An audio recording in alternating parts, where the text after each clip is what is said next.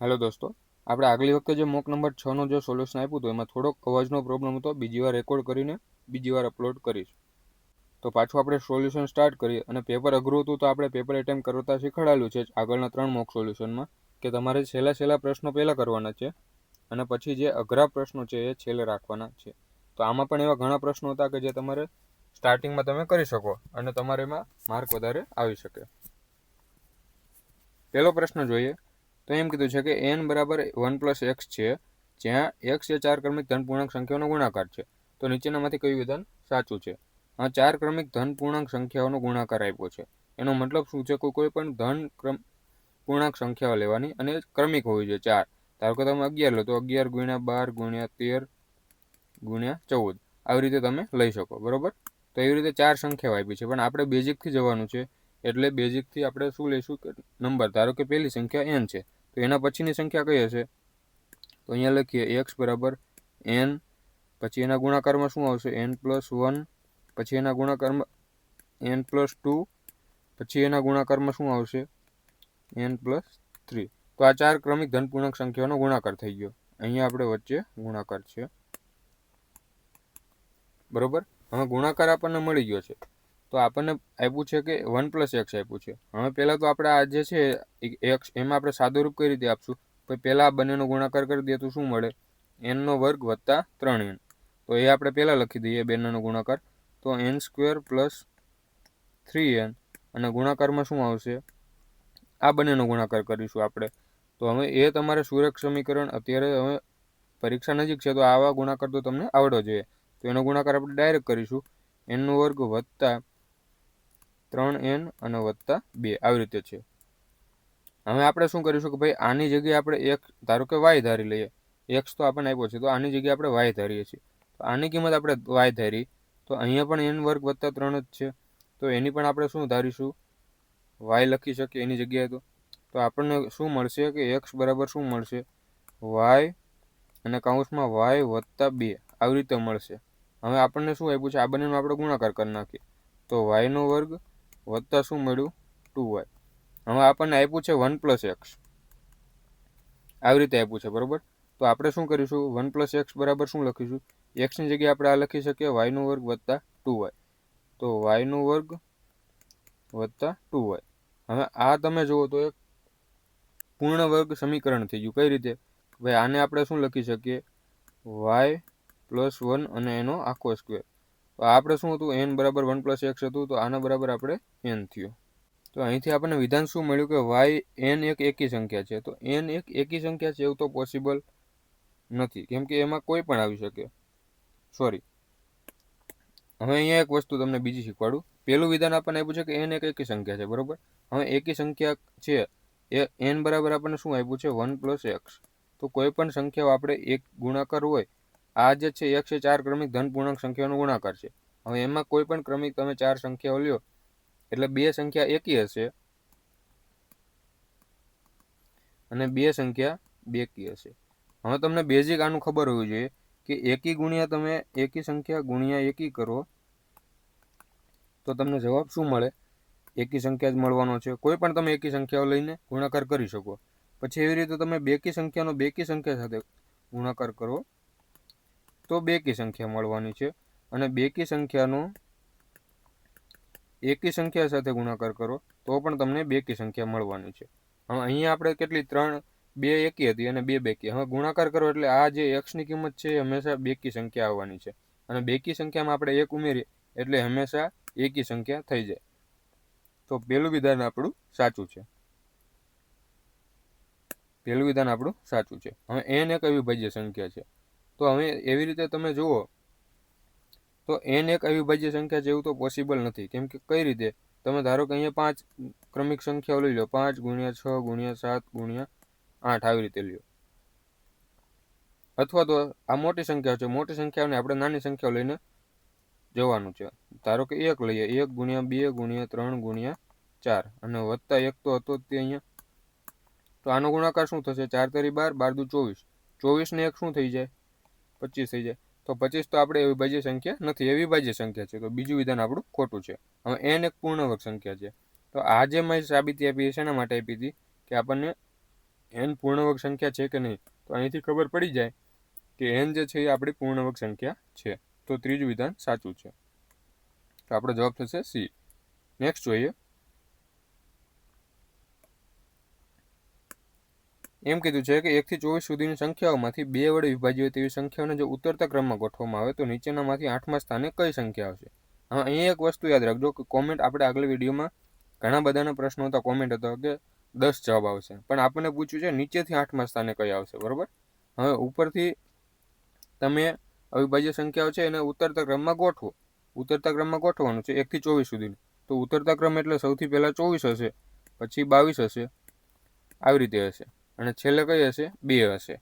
હવે આપણને કીધું છે કે નીચેથી 8મા સ્થાને, તો નીચેથી પહેલા સ્થાને આપણી 2 હશે, પછી બીજા સ્થાને કઈ હશે? 4 હશે. એ રીતે ત્રીજા સ્થાને કઈ હશે? ત્રીજા સ્થાને કઈ હશે? 6 હશે. તો અહીંયા જુઓ તમે, પહેલી સંખ્યા છે એને 2 વડે ગુણાકાર થાય છે, બીજી સંખ્યા છે એને 2 વડે. આપણને પૂછી છે નીચેથી 8મી સંખ્યા કઈ છે. તો 8મી સંખ્યાને આપણે 2 વડે 8ને 2 વડે ગુણી દઈએ તો આપણો જવાબ શું આવશે? 16. અહીંયા નીચેથી કીધું છે એટલે આપણે જવાબ 16 આવે છે, બાકી ઉપરથી કીધું હોય તો 10 આવે. ચલો, હવે આ સમીકરણમાં આપણે પહેલા શું કરવાનું છે? ત્રીજો પ્રશ્ન કે પહેલા કાઉન્સ જે નાના કાઉન્સ છે ત્યાંથી શરૂઆત કરવાની. પહેલા આપણે આ નાનો કાઉન્સ છે ત્યાંથી આપણે ગણતરીની શરૂઆત કરીશું. તો એમાં આપણને શું આપ્યું છે? 1 પૂર્ણાંક 1/2. એનો મતલબ શું થયો? 1 પૂર્ણાંક 1/2 એટલે આ બંનેનો ગુણાકાર અને વત્તા 1 કરી દેવાના, એટલે 3/2. બરોબર. આની કિંમત એટલી થઈ, 3/2 છે. પછી શું છે? ઓછા છે તો આપણે ઓછા કોમન કાઢી લઈએ, તો અહીંયા શું વધે? 1/3 વત્તા 1/6. હવે શું કરીશું કે અહીંયા લસા લઈ અને છેદ આપણે સરખા કરીશું. તો સરખા કરવા માટે આને 2 વડે ગુણી દો અને આને 2 વડે ગુણી દો. તો ઉપર શું થઈ ગયું? 3/2 ઓછા અહીંયા 2/6 થઈ ગયું ને અહીંયા 1/6 થઈ ગયું. તો હવે છેદ સરખા છે તો આપણે શું લખી શકીએ?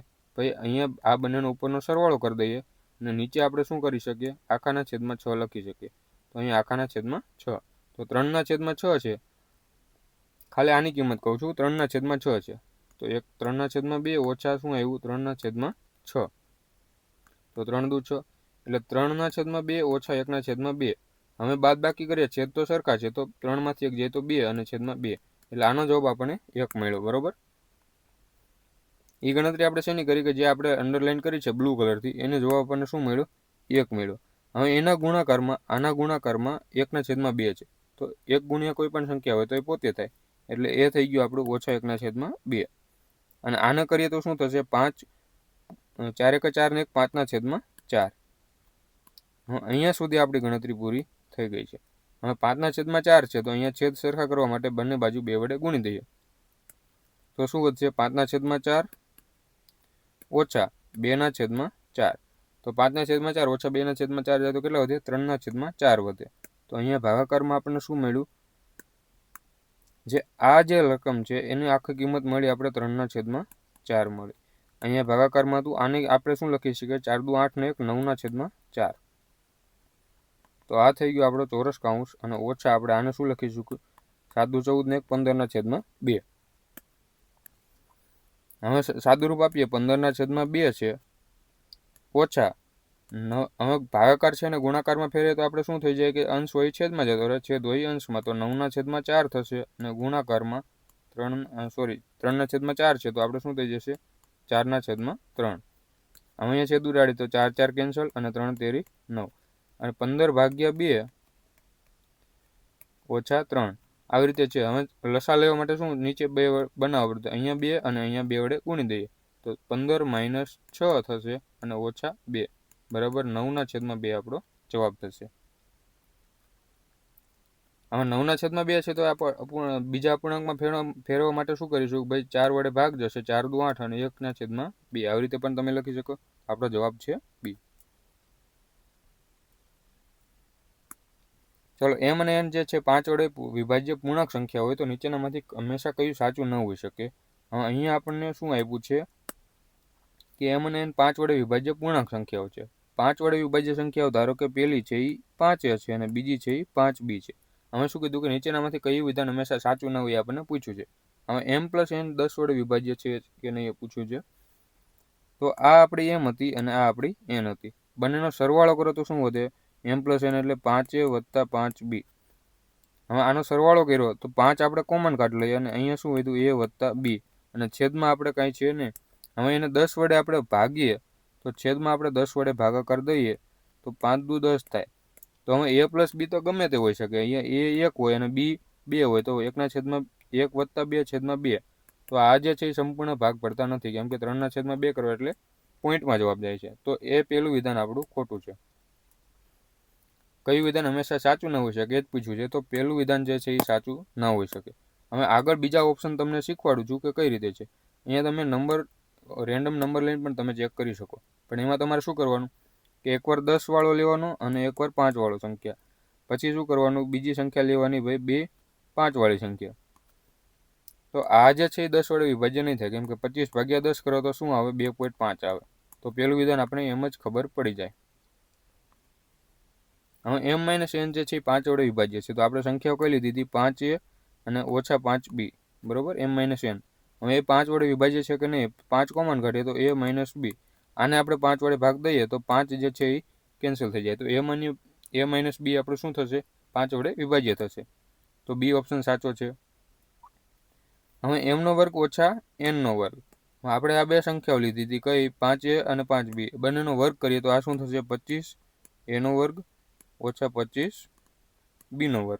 હવે 25 કોમન કાઢી લઈએ આપણે તો શું વધશે? a² - b² વધશે. હવે એને આપણે 25 વડે ભાગ દઈએ તો 25 આખા કેન્સલ થઈ જાય છે. તો એ વિધાન પણ આપણું સાચું છે. ચલો, ત્રીજું વિધાન ઓપ્શન છે આપેલ પૈકી એક પણ નહીં, પણ એ તો નહીં બને. પહેલું આપણું જવાબ થશે એ. બે સંખ્યાનો લસા તેમના ગુસ્સા કરતાં 12 ગણો છે અને ગુસ્સા અને લસાનો સરવાળો 403 હોય તો જો એક સંખ્યા 93 હોય તો બીજી સંખ્યા શોધો. હવે બે સંખ્યાઓ આપણે લઈએ અને એનો લસા છે એ ગુસ્સા કરતાં 12 ગણો છે એમ કીધું છે. બે સંખ્યાઓ આપણે શું લઈશું? ax અને bx. આ શું કામ લીધી? કે ભાઈ બંનેમાં કંઈક કોમન હોવું જોઈએ. તો આપણો ગુસ્સા શું થશે? ગુસ્સા એટલે HCF આપણે કહીએ તો એને આપણે ગુસ્સા આપણો કેટલો છે? x છે. પછી લસા શું થશે? તો બંનેમાં કોમન હોય એ લઈ લો પહેલાં, અને જે વધ્યું એ ગુણાકારમાં. તો x એ બી આપણો લસા થઈ જશે. હવે શું કીધું? કે લસા જે છે એ ગુસ્સા કરતાં 12 ગણો છે. હવે ગુસ્સા છે એ x છે અને 12 ગણા એટલે 12x છે. તો એ શું છે? આપણો લસા છે. તો એ બરાબર આપણે x એ બી લખી શકીએ, કેમ કે એ આપણો લસા જ છે. તો અહીંથી ax અને x કેન્સલ થઈ જશે. તો એ બી બરાબર આપણને શું મળ્યું? 12 મળી ગયું. હવે તમે એક વસ્તુ જુઓ, બેનો સરવાળો 403 આપ્યો છે. સંખ્યાઓ આપણે કઈ લીધી હતી? ax અને bx. બંનેનો સરવાળો કરી દઈએ તો ax + bx બરાબર આપણને 403 આપ્યા છે. હવે x કોમન કાઢીએ. આપણે લસા અને ગુસ્સાનો સરવાળો આપ્યો છે. બરાબર, તો લસા આપણો કેટલો હતો? x હતો અને લસા x a b હતો અને ગુસ્સા x હતો. તો બંનેનો સરવાળો કેટલો થાય? x + x ab. x + x ab છે એની કિંમત આપણને 403 આપી છે. બરાબર, અહીંથી તમે x કોમન કાઢી શકો, અથવા તો અહીંયા આપણે x ab ની જગ્યાએ શું લખી શકીએ? 12x લખી શકીએ, કેમ કે અહીંયા આપણે લીધું હતું તો એની જગ્યાએ આપણે 12x લખી દઈશું. બરાબર, તો x + 12x બરાબર શું થઈ ગયું? 403. હવે સરવાળો કરીએ તો 13x બરાબર 403 છે. તો x બરાબર શું થશે? 403 ભાગ્યા 13. હવે 13 વડે આપણે ભાગ પાડીએ તો 13 * 39 થાય અને એક વધ્યો ઉપરથી 3 આવે એટલે 13 × 13 એટલે 31 થાય. એ શું થઈ ગયું? આપણે x ની કિંમત. તો x બરાબર 31 મળી ગયો. હવે સંખ્યાઓ આપણે કઈ હતી? ax એટલે x ની જગ્યાએ આપણે 31 લખીએ તો 31a અને 31b આ બે સંખ્યાઓ થઈ ગઈ. હવે એક સંખ્યા 93 છે. ધારો કે આપણે આને 93 લઈએ. બરોબર, તો 31a બરાબર આપણે 93 લઈ લઈએ તો એ બરાબર આપણને શું મળશે? 3 મળશે. હવે ab બરાબર આપણને 12 મળેલું હતું. ab બરાબર 12 મળેલું હતું. એ ક્યાં મળ્યું હતું? અહીંયા મળ્યું હતું. તો એની જગ્યાએ આપણે 3 મૂકીએ તો b બરાબર શું મળે? 3b બરાબર 12 છે. તો b બરાબર આપણને શું મળ્યું?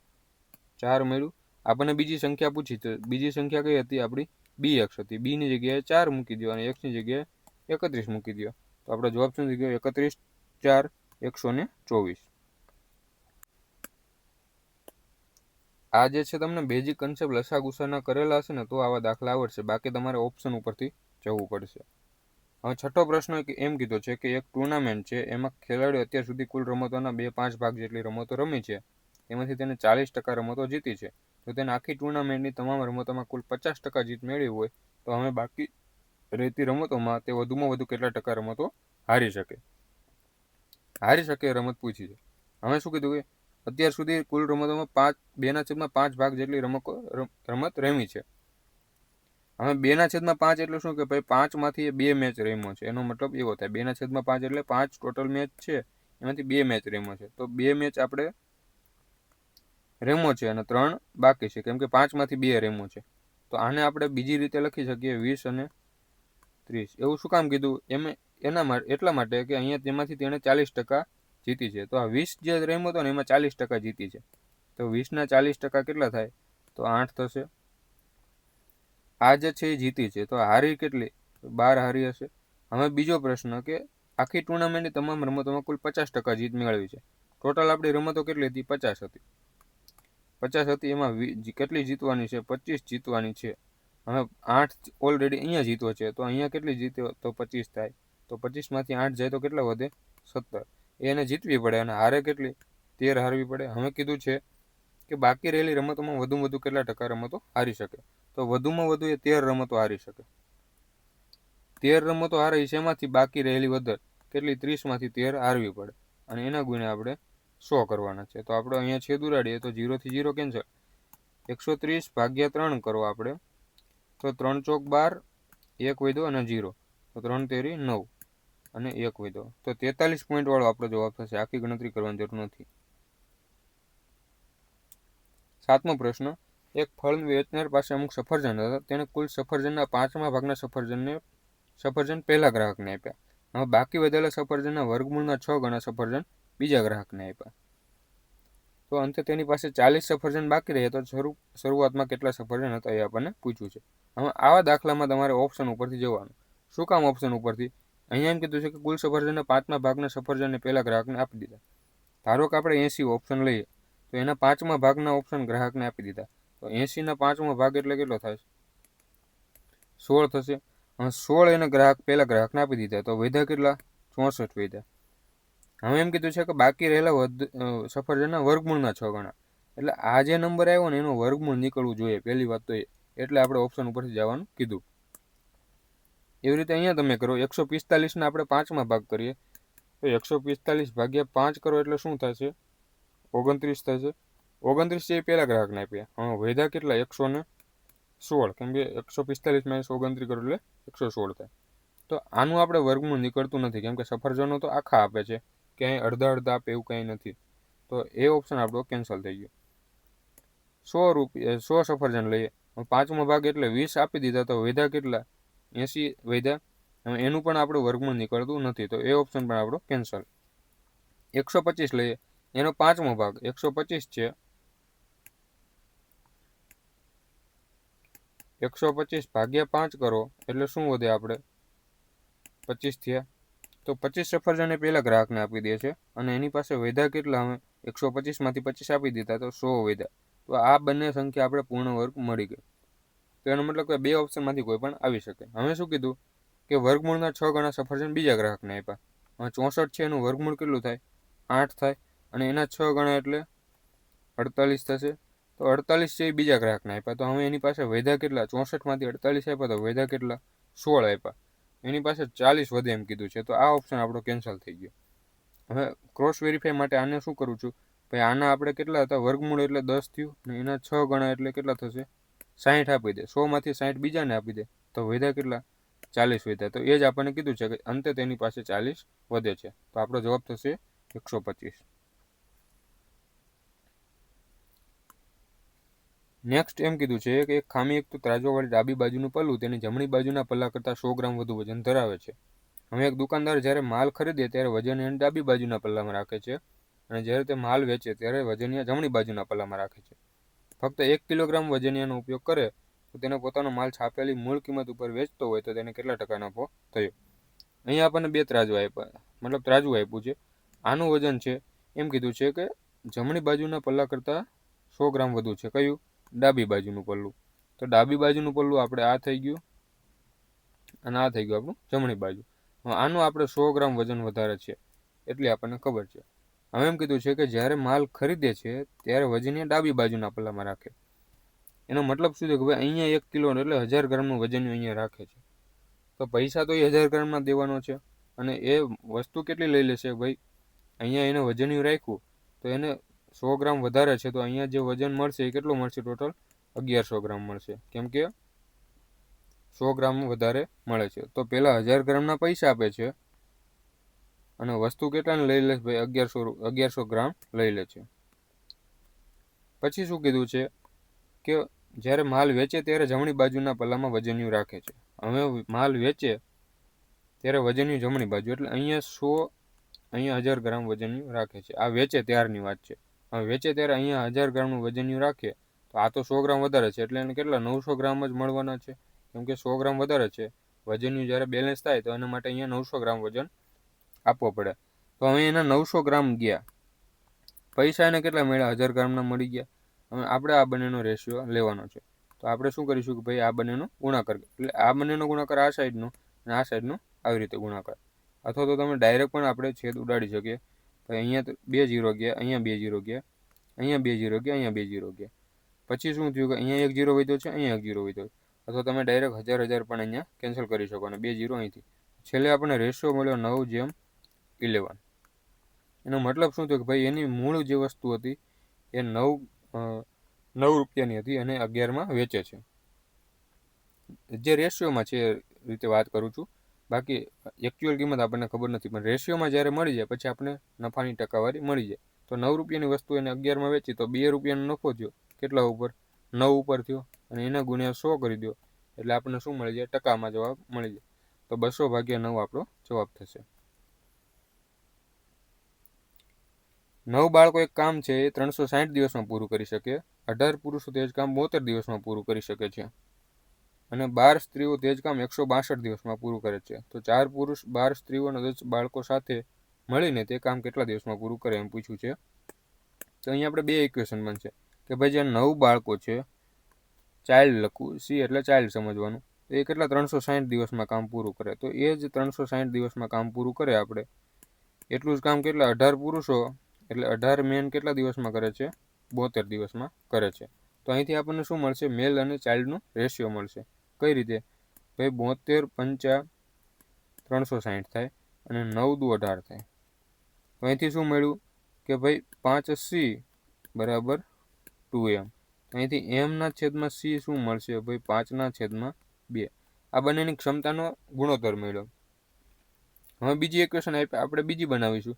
ભાઈ 18 પુરુષો છે એ 72 દિવસમાં જે કામ કરે એટલું જ કામ કેટલી 12 સ્ત્રીઓ છે એ કેટલા દિવસમાં? 162 દિવસમાં કરે છે. પાછો અહીંયા છેદ ઉડાડીશું તો 18 9 162 થશે અને 12 6 72. 3 તેરી 9 અને 3 દુ 6. તો અહીંથી શું વધ્યું? 2M બરાબર 3 વુમેન. અહીંયા 12 વુમેન હતી બરાબર, તો ત્યાં આપણે 12 વુમેન લખીશું. તો અહીંથી એમના છેદમાં W શું મળ્યો? 3/2. આ એમની કાર્યક્ષમતાનો ગુણોત્તર મળ્યો. હવે એક વસ્તુ તમે જુઓ, અહીંયા મેનની કાર્યક્ષમતા 5 મળી અને અહીંયા 3 મળી. તો આપણે રેશિયો બેલેન્સ કરતાં શીખવાડ્યું કે ભાઈ એમની બંને બાજુ કિંમત સરખી હોવી જોઈએ. તો અહીંયા આપણે શું કરીશું? સરખી કરીશું M, W અને C.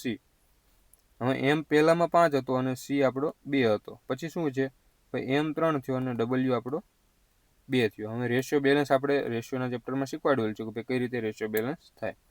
તો શું કરીશું કે આને 3 વડે ગુણી દઈશું અને આને 5 વડે ગુણી દઈશું. તો આપણને અહીંથી રેશિયો શું મળશે? ભાઈ 5 તેરી 15, પછી 5 દુ 10 અને 3 દુ 6. તો આપણને રેશિયો મળી ગયો છે એનો એક મેન, એક વુમેન અને એક ચાઇલ્ડનો રેશિયો મળ્યો. મેન, વુમેન અને ચાઇલ્ડનો. હવે શું કીધું કે ટોટલ વર્ક આપણું કેટલું થાય? તો ટોટલ વર્ક જે છે આપણું શું હતું? ભાઈ 9 બાળકો જે 360 દિવસમાં કામ કરે એ ટોટલ કામ હતું. તમે કોઈ પણ લઈ શકો, આ પણ લઈ શકો, જવાબ તો તમારે બધામાં ટોટલ સરખો જ આવવાનો છે. હવે સીની જગ્યાએ આપણે શું મૂકી શકીએ?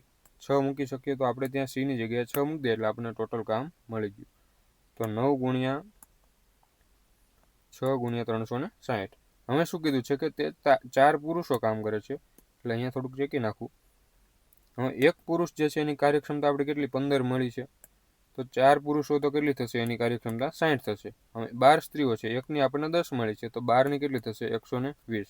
હવે ચાઇલ્ડ છે અને એકની 6 ની મળી, તો 10 બાળકો છે તો કેટલા થશે? 60. તો ટોટલ કેટલા થઈ ગયા?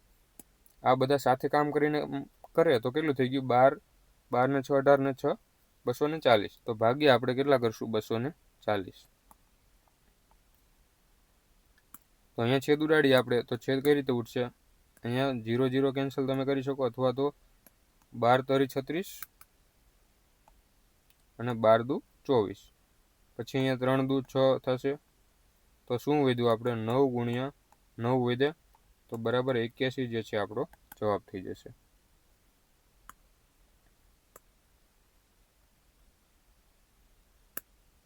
ચલો 10મો જોઈએ. અજય 4 જોડી કાળા મોજા અને કેટલીક વધારાની જોડી વાદળી મોજાનો ઓર્ડર આપ્યો છે. પછી કાળા મોજાની પ્રતિ જોડી કિંમત વાદળી મોજાની કિંમત કરતાં બમણી હતી. તો જેટલું આપ્યું ને એટલું આપણે લખતા જઈએ. પછી કેટલા હતા?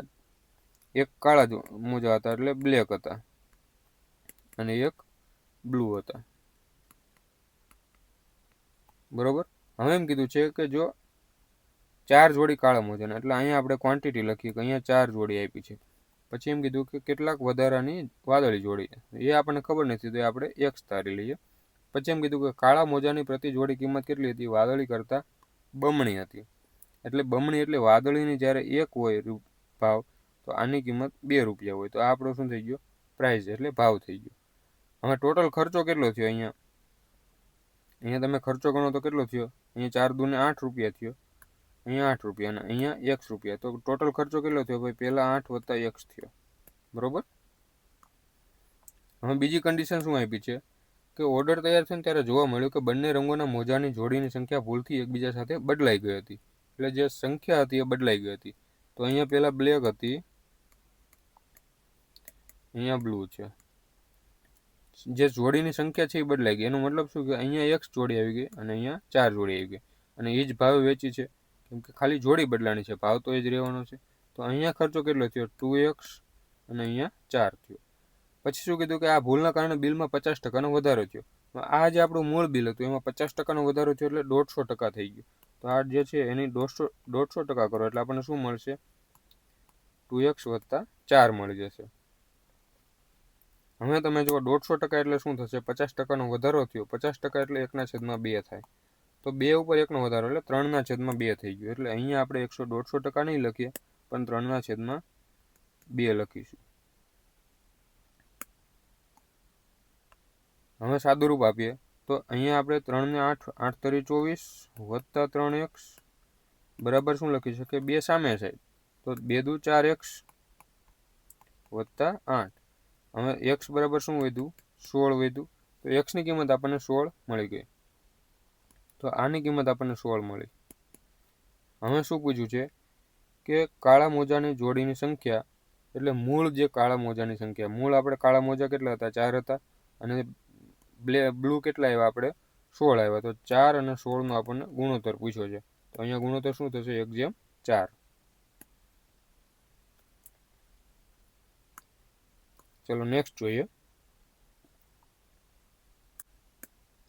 એક પરીક્ષા છે, એમાં શાળા એ માંથી હાજર રહેલા વિદ્યાર્થીઓની સંખ્યાની સરખામણીએ ઉત્તીર્ણ થયેલા વિદ્યાર્થીઓની ટકાવારી 70 છે, 70% છે. હવે શાળા બી માં હાજર રહેલા વિદ્યાર્થીઓની સંખ્યા શાળા એ ના હાજર રહેલા વિદ્યાર્થીઓ કરતાં 20% વધારે છે. તો જેટલું આપણને આપ્યું છે એટલું આપણે સાઈડમાં લખતા જઈશું. બરોબર. તો અહીંયા શાળા એ છે, અહીંયા 2 છે. હવે જેટલા હાજર રહેલા છે એ પહેલા જોઈએ. આ આપણે હાજર રહે, તો એમાં શું કીધું કે ભાઈ આપણે ધારો કે અહીંયા 100 વિદ્યાર્થી હાજર હતા. હવે એમાં ઉત્તીર્ણ કેટલા થયા? 70%. તો આ આપણે પાસ છે એ 70% છે. ફેલ કેટલા થઈ ગયા? 30 ફેલ થઈ ગયા. 100 ના 70% એટલે 70. પછી એમ કીધું છે કે શાળા બી માં જે હાજર રહેલા વિદ્યાર્થીઓ છે એ એના હાજર વિદ્યાર્થી કરતાં 20% વધારે છે. આના 20% વધારે એટલે 120% છે. તો 100 ના 20% એટલે 100, તો 120 છે એ બી માં હાજર રહેલા વિદ્યાર્થીઓ છે. અને બી માં પાસ થયેલા વિદ્યાર્થીઓની સંખ્યા શાળા એ ના પાસ થયેલા વિદ્યાર્થીઓ કરતાં 50% વધારે છે. તો શાળા એ માં આપણે પાસ કેટલા થયા હતા? 70 થયા હતા. પણ 70 ના 50% એટલે બીજો ભાગ, અડધો ભાગ થશે, એટલા વધારે છે. તો 35 વધારે છે. તો શાળા એ માં 70 પાસ થયા, તો બી માં કેટલા? આપણે 35 વધારે એટલે 130 5 જે છે એ પાસ થતા છે. તો ફેલ કેટલા થયા છે? આપણે 15 ફેલ થયા છે. હવે એમ કીધું છે કે શાળા બીમાં હાજર રહેલા વિદ્યાર્થીઓની સંખ્યાની સરખામણીએ, એટલે કે જે હાજર રહેલા આપણે 120 છે એની સરખામણીએ પાસ કેટલા થયા વિદ્યાર્થી એ જોવાનું છે. તો પાસ આપણે કેટલા થયા? 105 થયા. કેટલામાંથી? 120માંથી. તો 105 આપણે પાસ થયા 120માંથી, અને ગુણ્યા આપણે 100 કરી દઈએ એટલે ટકામાં મળી જશે. 15 સત્તા 105 અને 15 અઠ્ઠા 120. તો 7/8 ગુણ્યા 100 કરો.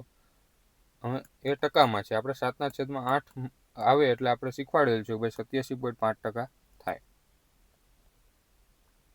12મો પ્રશ્ન. એક વેપારી છે ખાંડ વેચીને નફો કરવા માંગે છે. તો આ માટે વિવિધ પદ્ધતિઓ વિશે વિચારે તો કઈ પદ્ધતિમાં મહત્તમ નફો હશે? પહેલો ઓપ્શન છે કે 15%નો સીધો વધારો. તો પહેલામાં આપણે કેટલી 15% નફો થાય છે. બીજો ઓપ્શન શું છે કે 10% અને 5%ના બે ક્રમિક વધારા કરવા. 10% અને 5%ના બે ક્રમિક વધારા એટલે શું? આપણે બંને બાજુ આપણે સૂત્ર આનું શીખવાડેલું છે ભાઈ, એક વાર 10% વધે છે અને બીજી વાર 5% વધે છે. પછી શું એ સૂત્ર છે x વત્તા y વત્તા xy છેદમાં 100, કેમ કે બંને વધે છે. તો xy એટલે શું થશે? આ બેનો ગુણાકાર 50 અને ભાગ્યા 100 એટલે 0.5. એક્સની જગ્યાએ આપણે 10 મૂકો, વાયની જગ્યાએ 5 મૂકો. તો 10 ગુણ્યા 5 એટલે 50 અને છેદમાં 100 છે. તો 50/100 કરો એટલે શું થશે? 0.5. તો એ આપણે ડાયરેક્ટ મૂક્યું છે. તો હવે ટોટલ કરો એટલે કેટલો થાય? 15% અને બીજા ટકા એટલે 15.5%નો નફો બીજામાંથી થાય છે. હવે એમ કીધું છે કે 1 કિલોગ્રામના બદલે 870 ગ્રામ વજનનો ઉપયોગ કરે છે. હવે 1 કિલોગ્રામના પૈસા તો એ લઈ લે છે અને 870 ગ્રામ એ આપે છે. તો અહીંયા નફો કેટલો થયો ભાઈ? 1000 રૂપિયા એને લઈ લીધા. 1 ગ્રામ આપણે 1 રૂપિયો લઈએ તો 1000 રૂપિયા લઈ લીધા, પણ વજન એને 870 ગ્રામ આપ્યું છે. તો 870નો એનો માલ ગયો છે. તો એનો નફો કેટલો થયો? અહીંયા 130 રૂપિયાનો નફો થયો છે. કેટલા ઉપર? 870 ઉપર. તો આપણે અહીંયા ગુણાકારમાં 100 કરી દઈએ એટલે આપણને શું મળી જશે? ટકા મળી જશે.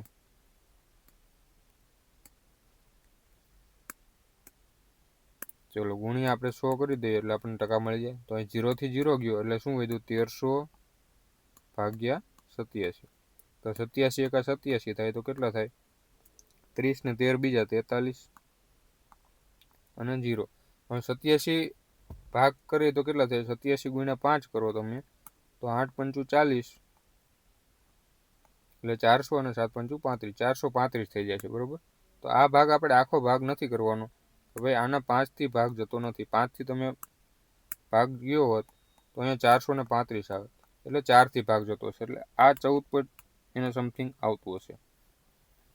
હવે એમ કીધું કે કિંમતમાં 10% વધારો કરવો છે અને સાથે વજનમાં 5% ઘટાડો કરવો છે. કિંમતમાં 10% વધારો કરો એટલે શું? એને 100 રૂપિયાની વસ્તુ હતી એમાં 105 રૂપિયામાં વેચે છે. 100 રૂપિયાની વસ્તુ 105 રૂપિયામાં વેચે છે અને વજન 5% ઘટાડે એટલે વજન 95 રૂપિયા, જે 95 રૂપિયા હતો એ વજન થઈ ગયો. તો અહીંયા હવે નફો કેટલો થયો? 10નો નફો થયો. કેટલા ઉપર? 95 ઉપર. અને એના ગુણ્યા આપણે 100 કરવાના છે. તો 19 પંચા 95 અને 5 દુ 10 એટલે 200 ભાગ્યા આપણે કેટલા કરવાના છે?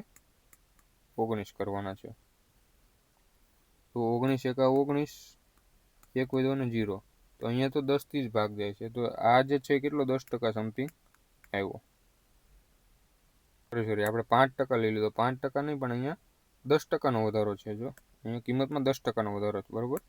કીધું આમ કેમ થાય છે? આટલા ઓછા ટકા તો ના આવે. તો એનો મતલબ કે 110 ગ્રામ વજન 110 રૂપિયા લે છે. 100 રૂપિયાની વસ્તુ 110 રૂપિયા મળે છે. તો હવે અહીંયા 95માંથી 195 રૂપિયાની વસ્તુ આપે છે અને 110 રૂપિયા લે છે. તો એને કેટલા રૂપિયાનો નફો થયો? 15 રૂપિયાનો નફો થયો. કેટલા ઉપર? 95 ઉપર. એના ગુણ્યા આપણે 100 કરી દઈએ તો 5 તરી 15 અને 19 પંચા 95 એટલે 300 ભાગ્યા આપણે કેટલા થશે? 19 થશે. તો 19 એકા 19, અહીંયા કેટલા વધ્યા? 11 વધ્યા અને 1 0. તો 19 પંચા 95 અને 19 6 114 થઈ જાય. 19 પંચા 95, 5 વધ્યા પોઈન્ટ અને 0 મૂકીએ તો 19 દુ 38 એટલે 15.2% જેવો થાય છે. હવે શું કીધું કે મહત્તમ નફો? તો મહત્તમ નફો આપણને ક્યાં મળ્યો? અહીંયા 15.5%. તો આપણો જવાબ શું થશે? બી. એક સેકન્ડ, આપણે અહીંયા ભાગાકારમાં ભૂલ કરી છે, જોઈ લઈએ. અહીંયા ભૂલ કરી છે ભાગાકારમાં, બરાબર. તો આપણે એ જોઈ લઈએ. શું હતું કે ભાઈ પહેલાં 300 ભાગ્યા આપણે 19 વધ્યું છે. એટલે તો 19 એકા 19થી ભાગ્યો, વધ્યા કેટલા? 11 વધ્યા, અને ઉપરથી એક 0 આવ્યો. તો હવે કેટલા થશે? 19 પંચા 95 થાય. 19 6 114. પેલી જનત કરી લઈએ. અહીંયા નફો કેટલો થાય છે? આપણે 15નો નફો થાય છે કેટલા ઉપર? 95 ઉપર થાય છે, અને ગુણ્યા આપણે 100 કરવાના છે. તો અહીંયા 5થી ભાગ જાય તો કેટલા વધે? 3, અને અહીંયા 5થી ભાગ જાય તો 19 પંચા 95. તો 300 ભાગ્યા આપણે 19 કરવાના છે. તો 19 એકા 19 થયું. કેટલા વધ્યા? 30માંથી 19 જાય તો 11, અને એક 0 ઉપરથી આવ્યો. 19 પંચા 95 થશે. વધ્યા કેટલા? આપણે 15 વધ્યા. એ પોઈન્ટ મૂકીને આપણે બીજો 0 લાવીએ તો 19 6 114, 19 7 133, અને 19 8 162 થાય છે. સોરી 152. તો 8થી ભાગ જાય તો વધી જાય છે. 19 7 133.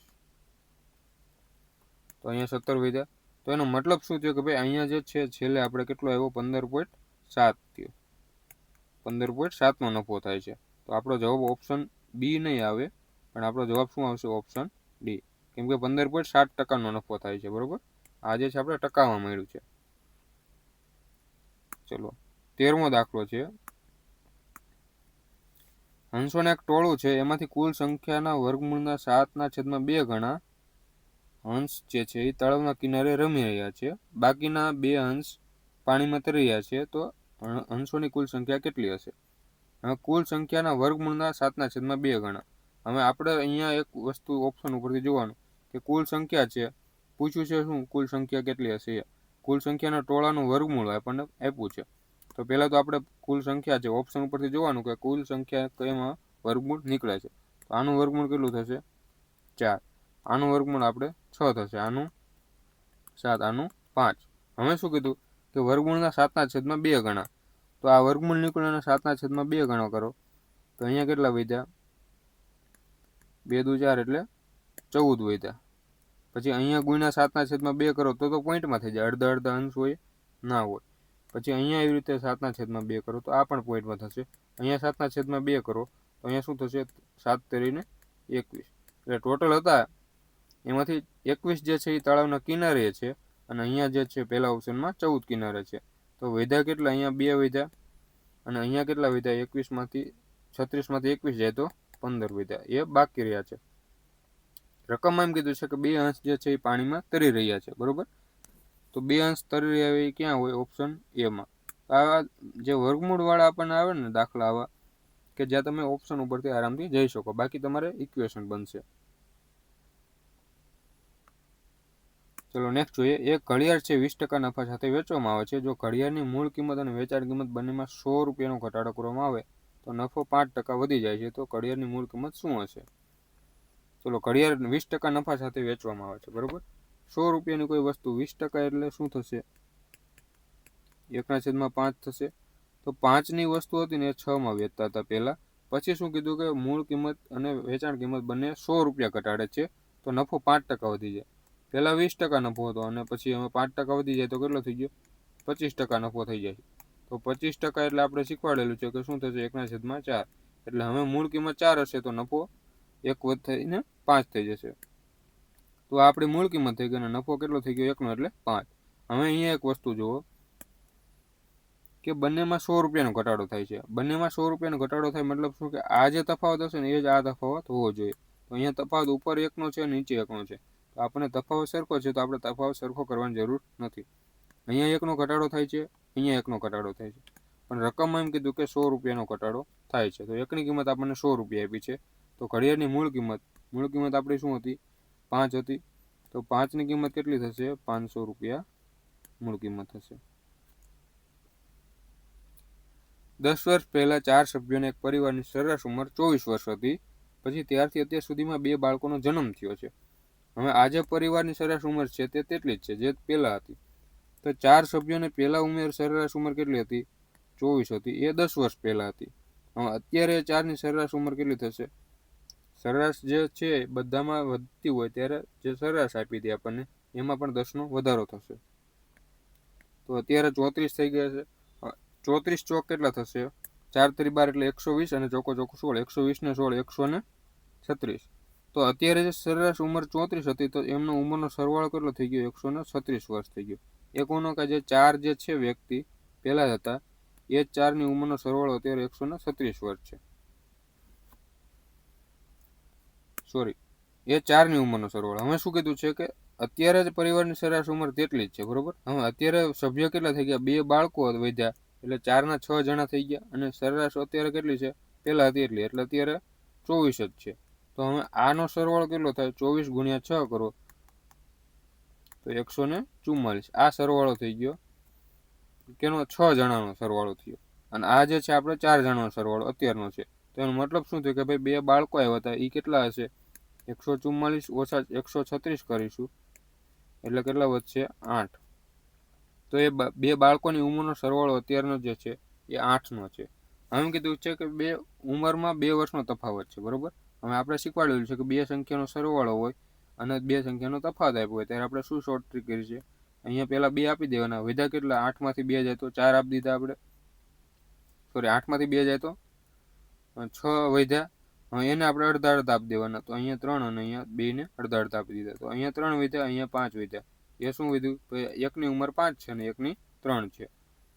આપણે નાના બાળકની પૂછી છે તો નાના બાળકની કેટલી થશે? 3 વર્ષ થશે.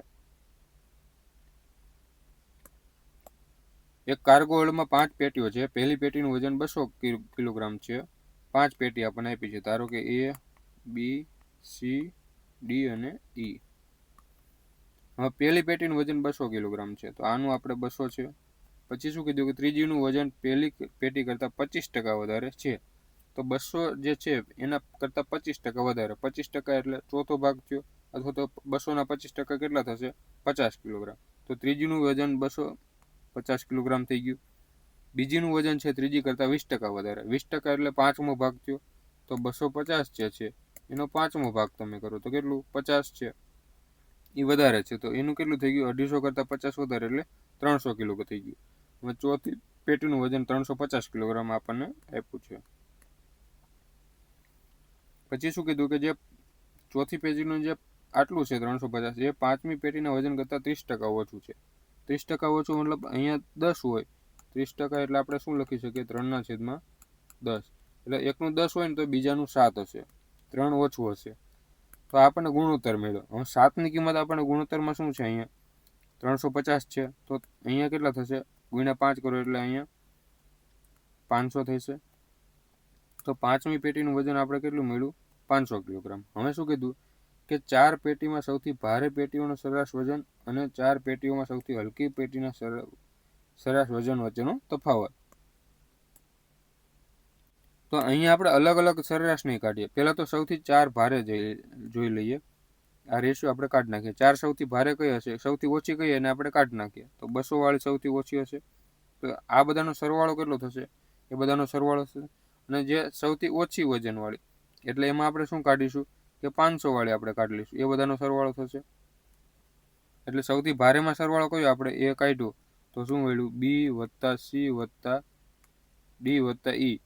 એ 4 સૌથી ભારે, બરોબર.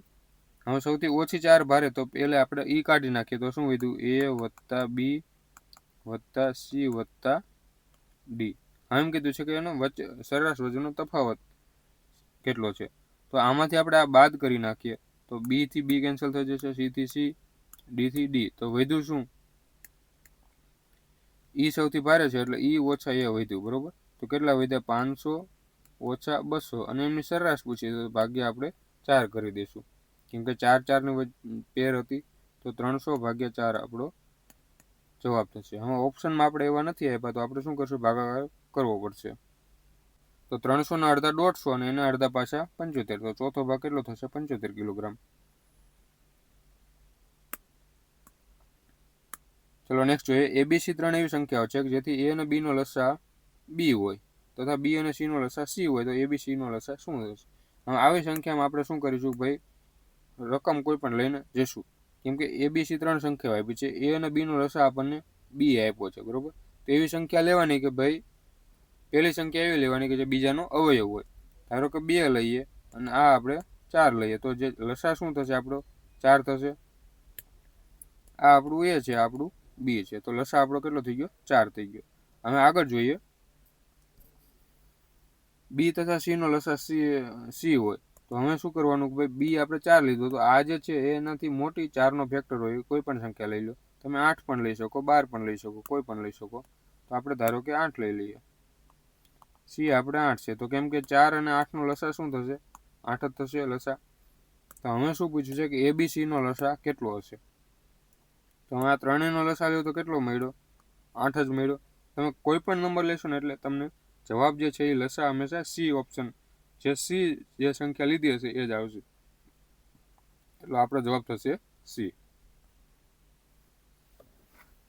18માં એમ કીધું છે કે એક વ્યક્તિ 20,000નું વાર્ષિક 20% દરે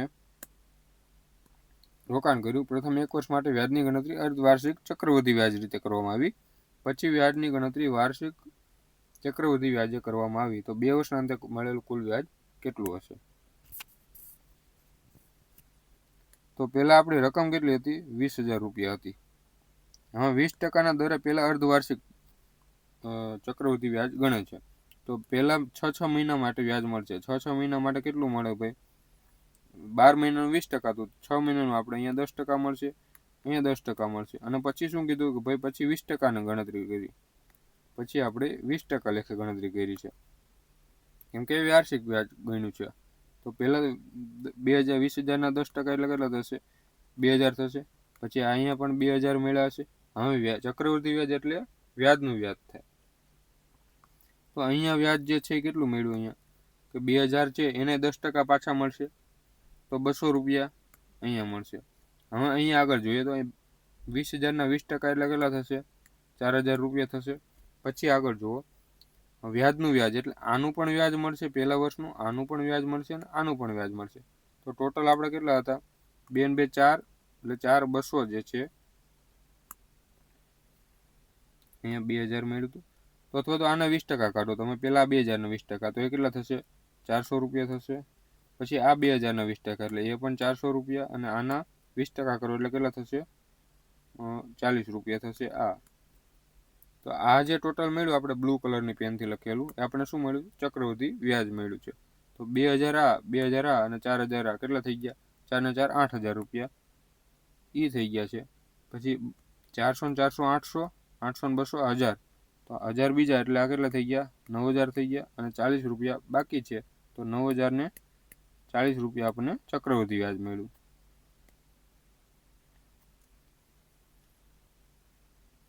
એક ટાંકી છે એમાં 2 ઇનલેટ પાઇપ છે તથા એક આઉટલેટ પાઇપ છે. એ ટાંકી ખાલી કરે છે. હવે એ અને બીની કાર્યક્ષમતા બી કરતાં બમણી છે. તો કાર્યક્ષમતાનો ગુણોત્તર આપણને શું મળશે ભાઈ બી કરતાં બમણી છે. તો આ 1 લીટર ભરતો હોય ને તો આ 2 લીટર ભરે કલાકમાં.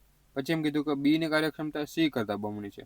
એનો મતલબ શું થયો કે ભાઈ સી 1 લીટર ખાલી કરતો હોય ને ત્યારે આ 2 લીટર ભરતો હશે. તો આપણે બીની કાર્યક્ષમતા તો સરખી જ હોવી જોઈએ. તો આપણે શું કરશું રેશિયો બેલેન્સ કરીએ તો આને 2 વડે ગુણી દઈશું તો શું થશે 4 અને અહીંયા 2 થઈ જશે, અહીંયા 4 થઈ જશે. એટલે આપણે બેલેન્સ કરતાં શીખવાડેલું જ છે. આપણે નીચે લખી દઈએ જગ્યા ઓછી છે આજે 4:2:1. તો આપણને એબીસીની ઇફિશિયન્સી અહીંથી શું મળી 4:2:1 એ આપણે અહીંયા લખી દઈએ. પછી 4 લીટર ભરે આ 2 લીટર ભરે અને આ 1 લીટર ખાલી કરે છે. હવે શું કીધું કે જ્યારે ત્રણેય પાઇપ એકસાથે ખોલવામાં આવે ત્યારે ટાંકી 16 કલાકમાં ભરાઈ જાય છે. હવે આ 4 લીટર ભરે છે, આ 2 લીટર ભરે છે અને આ 1 લીટર ખાલી કરે છે. તો 1 કલાકમાં કેટલું થાય ભાઈ 4 ને 2 6 લીટર ભરાય છે અને 1 લીટર ખાલી થાય છે. તો 1 કલાકમાં 5 લીટર ભરાય છે અને ટોટલ 16 કલાકમાં કેટલું થશે આટલું ટોટલ કામ 80 લીટરનું થશે. 16 × 80 લીટર ટાંકી છે. હવે પાઇપ બી બંધ કરી દેવામાં આવે અને બાકીના 2 પાઇપ સાથે ખોલવામાં આવે. હવે બીને આપણે કાઢી નાખવાનું, બી બંધ કરી દીધો તો ટાંકી ભરાતા કેટલા કલાક લાગશે. હવે આ 4 લીટર ભરતો હોય અને આ 1 લીટર ખાલી કરતો હોય તો 1 કલાકમાં કેટલા 3 લીટર ભરાતું હશે. તો એના ભાગે આપણે 3 કરી દેવાના છે. એટલે શું થઈ છે 80/3. હવે છેદ ઉડાડી તો કેટલા તરી 26 તરી 78 થાય અને 2/3 વધ્યું. તો 26 કલાક વાળો આપણો જવાબ આવશે. સાદું વ્યાજ અને ચક્રવૃદ્ધિ વ્યાજ સંદર્ભે નીચેના વિધાનો પૈકી કયું વિધાન સાચું છે તે પૂછેલું છે. હવે 10% વાર્ષિક વ્યાજના દરે કોઈ રકમનું સાદું વ્યાજ 1.25 1.1/4 એટલે 1/4 એટલે શું થઈ જશે? 0.25 થઈ જાય, ચોથો ભાગ. બરોબર, તો આપણે 1.25 વર્ષ ગણી લઈએ. તે મુદ્દલને 0.125 ગણું થશે એવું કીધું છે.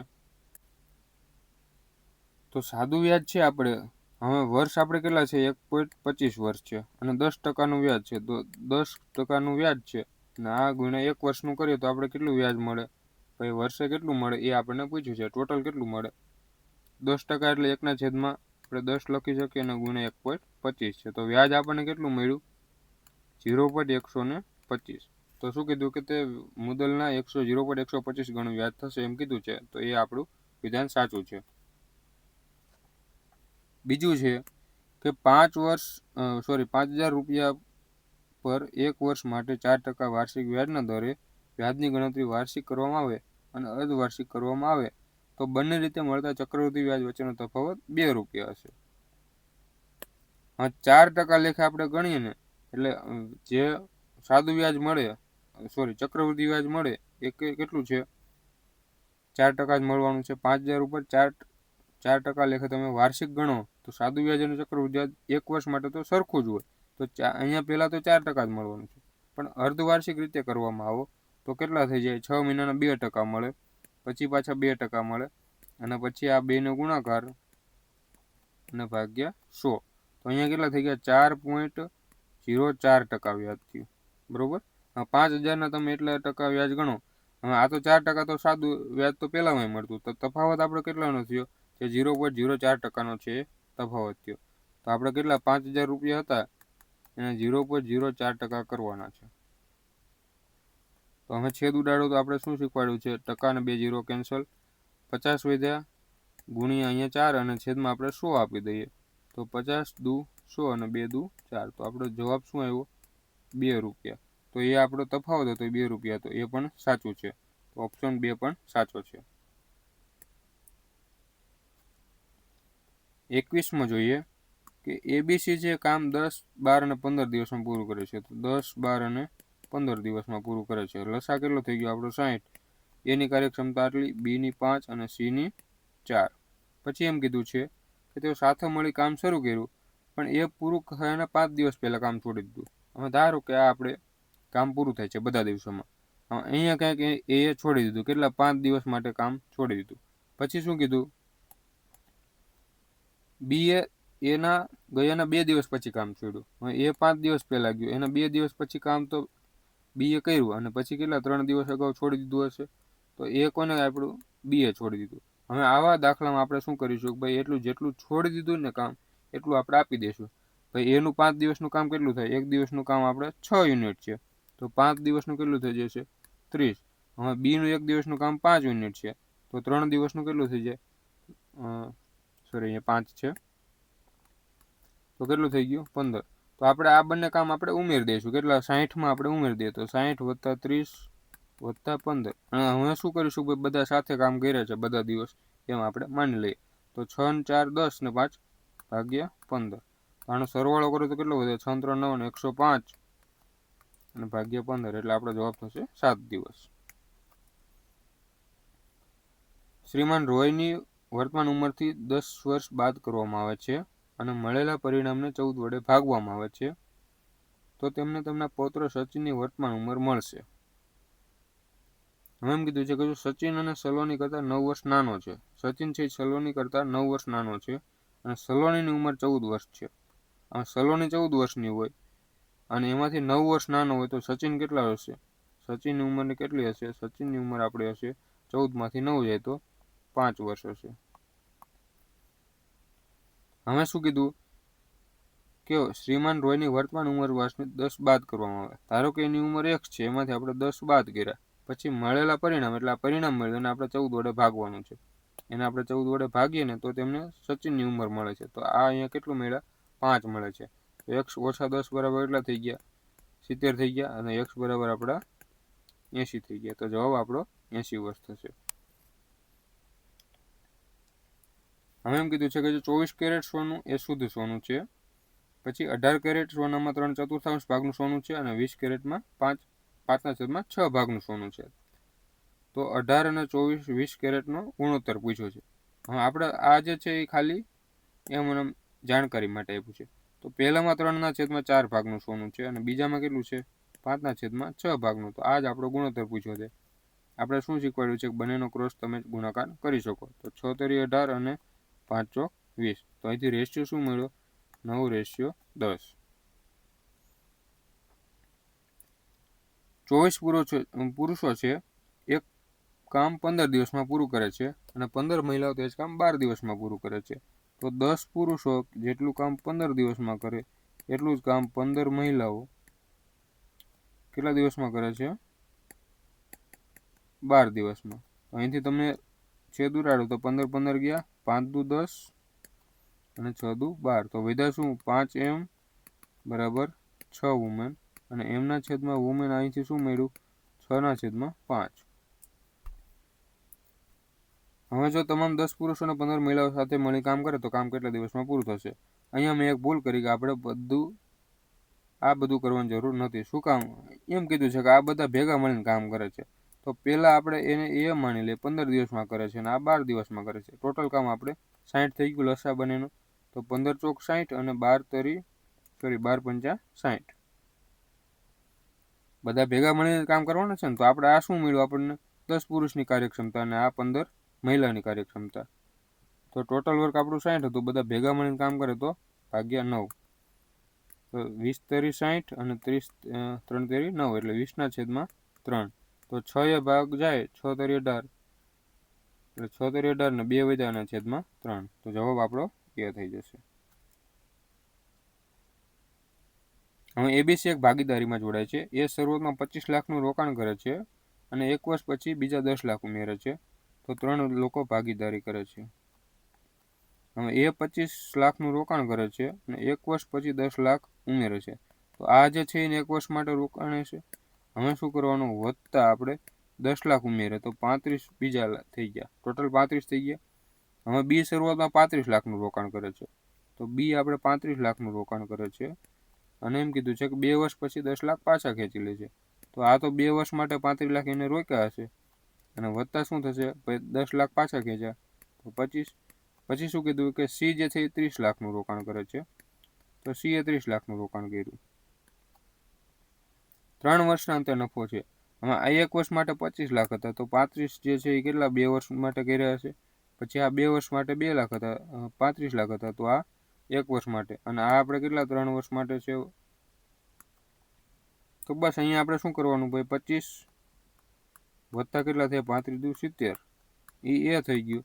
પછી 35 દુ 70 વત્તા 25 એ આપણું બીનું થઈ ગયું અને 30 તરી 90 એ આપણું સીનું થઈ ગયું. આપણું શું મળ્યો નફાનો ગુણોત્તર મળ્યો. તો નફાનો ગુણોત્તર શું મળ્યો અહીંયા 90 મળ્યા, પછી 7 ને 2 9 અહીંયા 95 મળ્યા અને અહીંયા 95 મળ્યા. તો 19:19:18 કેમ કે 5 વડે છેદ જાય એટલે 95 19 થી ઉડે અને 90 18 થી ઉડી જાય. તો આપણો જવાબ શું થશે કે ભાઈ આવો રેશિયો ક્યાં આપ્યો છે તો આપ્યો નથી. તો આપણો જવાબ થશે ઓપ્શન ડી. 2 પાત્રો છે એમાં દૂધ અને પાણીનું પ્રમાણ અનુક્રમે એવું આપ્યું છે કે ભાઈ 4:3 અને 2:3. હવે બંને મિશ્રણને કયા ગુણોત્તરમાં ભેગા કરવા જોઈએ જેથી પાત્ર સીમાં બનતા નવા મિશ્રણમાં અડધું દૂધ અને અડધું પાણી હોય. અડધું દૂધ અને અડધું પાણી એટલે 2 ભાગ હશે ને એમાં 1 ભાગ દૂધ હશે અને એમાં 1 ભાગ પાણી હશે. છેલ્લે આવો ગુણોત્તર મળવો જોઈએ. હવે અહીંયા આપણે એલિગેશન વાળી મેથડ યુઝ કરીશું. તો પહેલાં તો દૂધનો ભાગ કેટલો છે 4 ભાગ છે. ટોટલ મિશ્રણ કેટલાનું હતું 7નું હતું. એમાંથી 4 ભાગ દૂધ છે. બીજામાં 2 ભાગ દૂધ છે કેટલામાંથી 5માંથી. પછી છેલ્લે જે છે કે શું થાય છે ભાઈ અડધો ભાગ થાય છે દૂધનો. તો અહીંયા આપણે એલિગેશન લગાવીએ તો અહીંયા શું કરશું બધાને આપણે લસા વડે ગુણી દઈશું. તો અહીંયા આપણે કેટલા વડે ગુણીશું 7 × 5 × 2 વડે ગુણી દઈશું બધાને.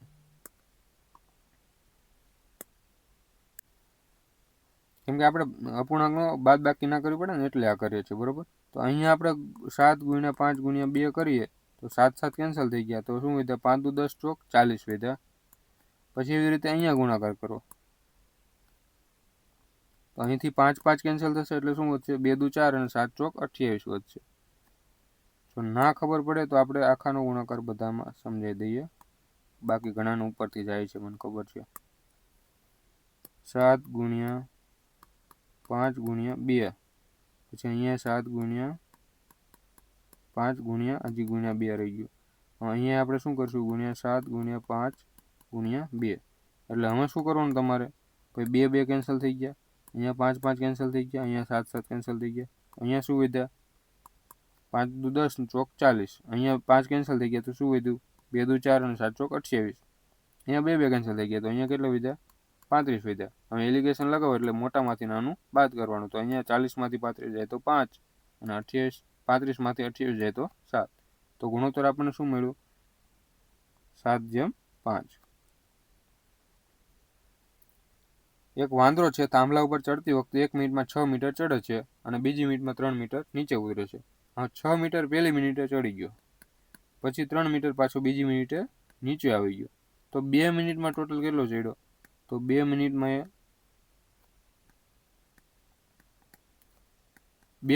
કેટલો? 3 મીટર ચડી ગયો. હવે શું કીધું છે? જો થાંભલાની લંબાઈ 60 મીટર હોય તો વાંદરાને થાંભલાની ટોચ પર પહોંચતા કેટલો સમય લાગશે? હવે 60 મીટર ઊંચાઈ છે ને, તો આપણે શું કર્યું? જેટલું ચડે ને એના કરતાં ઓછો આપણે લેવાનું. તો આપણે 60 કરતાં 6 મીટર ઓછું એટલે 54. તો 54 મીટર આપણે ચડે દેવાનું, બરાબર? 54 છે 3નો મલ્ટિપલ છે એટલે આપણે ડાયરેક્ટ 54 લીધું. બાકી ના હોય ને તો 54 થી ઓછું 52 લઈએ છે, 51 લઈએ, એવી રીતે લઈ શકીએ. તો 54 મીટર ચડવા માટે અહીંયા કેટલા ગુણ્યા 18 કરવા પડે છે? તો અહીંયા પણ ગુણ્યા 18 કરી દઈએ. તો 18 દુને કેટલી? 36 મિનિટ થઈ ગઈ. તો 36 મિનિટે કેટલા ચડી ગયો? 54 મીટર ચડી ગયો. હવે બાકી કેટલું રહ્યું છે? 60 મીટરનો થાંભલો છે, 6 મીટર બાકી રહ્યું છે. 1 મિનિટમાં તો 6 મીટર ચડે છે, તો 37મી મિનિટ હશે ત્યારે કેટલો ટોટલ? 60 મીટર ચડી ગયો હશે. તો આપણો જવાબ થશે ઓપ્શન ડી. હા, 50 કિલોમીટર પ્રતિ કલાકની ઝડપે દોડતી ટ્રેનમાં બેઠેલો એક માણસ નોંધે છે કે વિરુદ્ધ દિશામાંથી આવતી માલગાડી તેને પસાર કરવામાં 9 સેકન્ડનો સમય લે છે. હવે માણસ જે છે એ ટ્રેનમાં બેઠો છે અને 50ની ઝડપે ટ્રેન જાય છે, તો માણસની ઝડપ આપણે કેટલી? 50 લઈ શકીએ, કેમ કે જે માણસ જે છે એ ટ્રેનને પસાર કરે છે. અહીંયા ટ્રેનને પસાર નથી કરતી, બરોબર? અહીંયા ધારો કે અહીંયા આપણે ટ્રેન છે, તો અહીંયા માણસ બેઠો છે, તો ટ્રેન 50ની ઝડપે જાય તો માણસની સ્પીડ પણ આપણે 50 હોય. અને સામેથી બીજી ગાડી આવે છે, એ કેટલી આવે છે એ આપણને ખબર નથી, એ 280 મીટરની લંબાઈ છે. તો સામેથી આવતી ગાડીના માણસ તો ટોટલ અંતર કેટલું કાપે? 280 મીટર જ કાપે. અને આપણે જે ઝડપનું સૂત્ર શું છે કે સ્પીડ બરાબર ડિસ્ટન્સના છેદમાં ટાઈમ, બરોબર? તો અંતર કેટલું કાપે? 280 મીટર કાપે છે અને ટાઈમ કેટલા? 9 સેકન્ડમાં કાપી લે છે. તો આપણે આ શું મળ્યું? આપણે મીટર પ્રતિ સેકન્ડ. હવે એ ઝડપ કઈ મળી? કે ભાઈ આ બાજુ જતો તો ટ્રેન, માણસ બેઠેલો છે, અને આ બાજુ, તો બંનેનો સરવાળો મળ્યો છે. આ ઝડપ મળી, બંનેનો સરવાળો મળ્યો છે. તો અહીંયા મીટર પ્રતિ સેકન્ડમાં છે, આપણે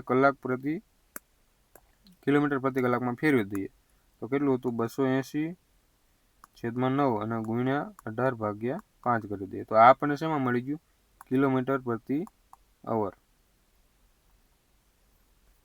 હવે 9 દુ 18 અને 56 × 280, તો 56 દુ 112 જે છે એ શું મળ્યું આપણને? બંને ટ્રેનનો સરવાળો. એટલે માણસ વત્તા ટ્રેન એમ પણ તમે કહી શકો, સ્પીડનો સરવાળો છે. હવે પહેલું તો 50 વાળું હતું, તો બીજું કેટલું હશે? એમાંથી 50 બાદ કરી દે તો 62 જે છે એ બીજાની સ્પીડ હશે.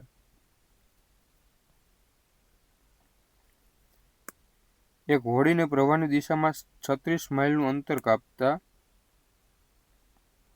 તેટલું જ અંતર પ્રવાહની વિરુદ્ધ દિશામાં કાપવા માટે લાગતા સમય કરતાં 90 મિનિટ ઓછો સમય લે છે. જો સ્થિર પાણીમાં હોડીની ઝડપ 10 માઇલ પ્રતિ કલાક હોય તો પ્રવાહની ઝડપ કેટલી હશે? શું કીધું છે? પ્રવાહની દિશામાં 60 માઇલનું અંતર કાપે છે અને તેટલું જ અંતર પ્રવાહની વિરુદ્ધ દિશામાં કાપવા માટે 90 મિનિટ ઓછો સમય લે છે. એનો મતલબ શું છે? કે પ્રવાહની દિશામાં જ્યારે જાય ને, ધારો કે આપણે અહીંયા નદી છે, અહીં 36નું કામ કાપે છે, નદી આપણે આ બાજુ જાય છે. હવે પહેલાં એમ કીધું છે કે પ્રવાહની દિશામાં 36 માઇલનું અંતર કાપે છે, તો અહીંથી આપણે 36 માઇલનું અંતર કાપે છે, તો એના માટે આપણી સ્પીડ ટાઈમ કેટલો હશે? તો તો ટાઈમ બરાબર આપણે શું લખ્યું, ડિસ્ટન્સના છેદમાં ઝડપ. 36નું અંતર કાપે છે 36 માઇલ, અને ઝડપ કેટલી છે ભાઈ, પ્રવાહની દિશામાં જાય છે. તો જે હોડીની જે ઝડપ હશે અને પાણીની ઝડપ હશે એ બંનેનો સરવાળો હશે, બરોબર. પ્રવાહની દિશામાં જાય ત્યારે બંનેની ઝડપનો સરવાળો હોય છે. તો હોડી વત્તા પાણી હશે. હવે સ્થિર પાણીમાં હોડીની ઝડપ 10 આપી છે આપણને, તો હોડી આપણને 10 આપી છે, તો આ આપણે x ધારી લઈએ તો 10 + x છે. એ શું છે, જ્યારે પ્રવાહની દિશામાં જાય ત્યારે. હવે પ્રવાહની દિશામાં જાય પછી શું કીધું, પ્રવાહની વિરુદ્ધ દિશામાં જાય. હવે વિરુદ્ધ દિશામાં એટલે અહીંથી અહીંયા પાછો આવે છે. તો વિરુદ્ધ દિશામાં આવતો હોય પ્રવાહ, તો આપણે જતો એ દિશામાં જશે. હવે ઝડપ અહીંથી અહીં પાછો આવે આપણે શું થશે, ઝડપની બાદબાકી, તો 10 - x થશે. તો ઓછા આપણે 10 - x કરીએ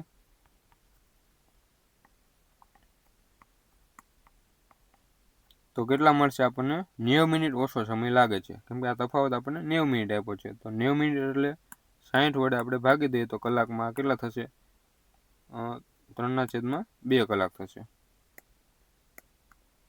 કેમ કે 30 * 3 = 60 અને 30 × 2 = 60 અને 30 × 3 = 90. તો હવે અહીંયા આપણે ઇક્વેશન આપણે સોલ્વ કરવાનું નથી. હવે અહીંયાથી શું કરવાનું, તમારે ઓપ્શનમાં જતું રહેવાનું અને ઓપ્શન એવા પસંદ કરવાના કે જ્યાં છત્રીને ભાગી શકે.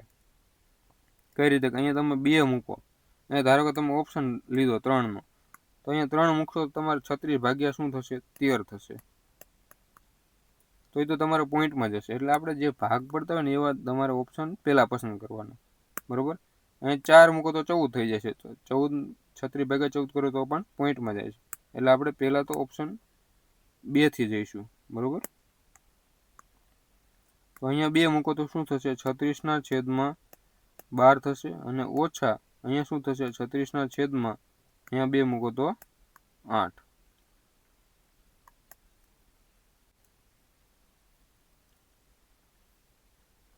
તો આ તફાવત શું હશે, 12 * 36 અને 36/8 કરો તો 36/8 કરો તો કેટલા થશે, 9 × 36 અને 4 × 2 = 8, એટલે 9/2. 9/2 એટલે 4.5. આનો મતલબ શું થાય, 3/2 એટલે 1.5 છે. તો આ આપણું થઈ ગયું 4.5. હવે તમે ઊંધું લઈ લીધું છે આપણે અહીંયા, કે ઊંધું શું કામ લીધું, કે અહીંયા માઇનસ કરો તો આપણો જવાબ માઇનસમાં આવશે. એનો મતલબ શું થયો કે ભાઈ આ જે વસ્તુ છે ને આવી રીતે હોવી જોઈએ, ભાઈ 36/, આપણે 10/x ઓછા 36/, 10/10 + x બરાબર 1.5. આવી રીતે ઇક્વેશન બનવી જોઈએ, બરાબર. પણ માઇનસ આવે તો એનો કોઈ ઇસ્યુ નથી. તો અહીંયા તમે 2 મૂકશો એટલે 36/8 આવશે. એટલે કેટલા આવશે, કેટલા આવ્યા હતા, 4.5. અને અહીંયા આવશે 36/12 એટલે 3. ઓછા કરો એટલે 1.5 આપણો જવાબ આવી જાય છે. તો ઓપ્શન આપણો જવાબ આ થશે.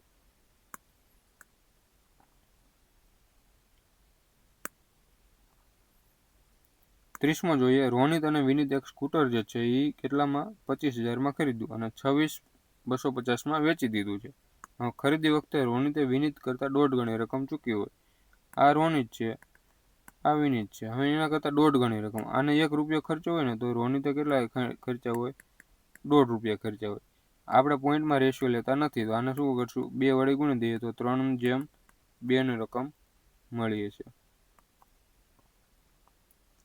હવે શું કીધું છે કે 25,000માં ખરીદ્યું તો અને 26,250માં વેચી દીધું. તો નફો કેટલો થયો, 26,250માંથી 25, પહેલાં 26,000માંથી 25,000 કાઢી નાખો એટલે કેટલા, 1,000નો નફો હોય અને 250 બીજા, આટલો નફો થયો. વિનીતને કેટલા મળ્યા, તો આ ટોટલ નફો આપણને કેટલો મળ્યો હતો, 5 મળ્યો. તો 5 બરાબર આટલા જ છે. તો વિનીતને કેટલા, 2 મળ્યા હતા. તો 2 બરાબર 1250 દુ કેટલા થશે, 12 દુ 24 ને 2500 ભાગ્યા 5. તો કેટલા થઈ જાય, 500 રૂપિયા જે છે એ વિનીતને મળ્યા હશે. ચલો ડીએ જોઈ લઈએ. આપેલ કોષ્ટકનો કાળજીપૂર્વક અભ્યાસ કરો અને નીચેના પ્રશ્નનો જવાબ આપો. હવે આટલા 5 વર્ષ દરમિયાન 5 અલગ અલગ દેશમાંથી રમતગમતની સ્પર્ધામાં ભાગ લેનાર ખેલાડીઓની સંખ્યા 100ના ગુણાંકમાં આપી છે. અહીંયા એમ એટલે પુરુષ અને એફ એટલે ફિમેલ, મહિલા છે. હવે 100ના ગુણાંકમાં એટલે શું કે ભાઈ અહીંયા આપણને 4.4 આપ્યું છે, તો 4.4 ગુણ્યા 100 કરી દો ને એટલે આપણું શું થશે 440. તો એ આપણી રકમ આવી રીતે આપી છે ભાઈ, આવી રીતે આપ્યું છે. પણ આપણે હંમેશા ડીઆઈમાં જે પોઈન્ટ છે ને છેલ્લે કાઢવાની ટ્રાય કરીશું. નીચેનામાંથી કયા વર્ષમાં દેશ સીમાંથી સહભાગીઓની કુલ સંખ્યા બીજા ક્રમે સૌથી વધુ હતી? તો પહેલાં તો સીમાં કુલ સંખ્યા આપણે શોધવી પડશે કે ભાઈ આ મેલ છે, આ ફિમેલ છે. તો પહેલાં તો સૌથી વધુ ક્રમે હતી એ પૂછ્યું છે, તો આપણે બધા ઓપ્શન બધાનો ટોટલ કરવો પડશે, બધા વર્ષનો. તો આ બેનો ટોટલ કેટલો થશે? 5 ને 1 6, 4 ને 3 7, 9 3 12 નો બગડો, વધી 1 6 3 9 ને 1 10. પછી 48 ને 28 કેટલા થશે? 4 ને 6 ને 1 7 એટલે 76. 6 4 10 અને 10.8 થશે. પછી 7 ને 6 13 ને 1 14.2 અને આ થશે 10 ને 6 16 ને 1 17.7.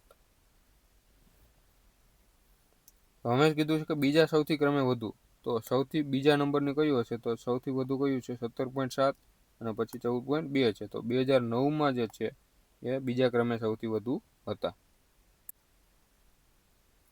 નેક્સ્ટ જોઈએ, આપેલા તમામ વર્ષોમાં દેશ બીમાંથી ભાગ લેનાર મહિલા રમતવીરોની સરેરાશ સંખ્યા કેટલી હતી? બીમાં એમ કીધું છે કે બીમાંથી ભાગ લેનાર મહિલા રમતવીરો. તો બી આપણો ક્યાં છે? અહીંયા છે, અને એમાં મહિલા એટલે આ છે. તો આ બધાને આપણે સરેરાશ પૂછી છે. તો સરેરાશ પૂછી છે, આપણે સરવાળો કર્યો ને એમને રવા દઈએ, ક્યારેક કામ આવી શકે.